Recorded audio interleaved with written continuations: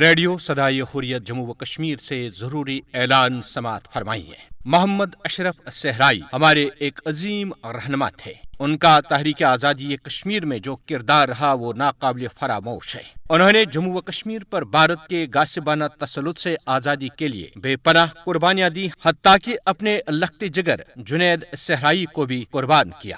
اب وہ خود بھی حراست کے دوران انتقال کر گئے۔ یہ ایک حراستی قتل ہے۔ انہیں ادم پور جیل میں بنیادی انسانی حقوق سے محروم رکھا گیا، طبی سہولیات فراہم نہیں کی گئیں، جس کے نتیجے میں وہ جان کی بازی ہار گئے۔ اہل کشمیر پر ان کا قرض ہے۔ ان کی میت کو رات کے اندھیرے میں ٹکی پورہ لولاب پہنچایا گیا، جہاں ان کی جبری تدفین کرا دی گئی۔ یہ ہماری ذمہ داری ہے کہ ہم سڑکوں پر نکل آئیں اور محمد اشرف صحرائی کو خراج عقیدت پیش کریں۔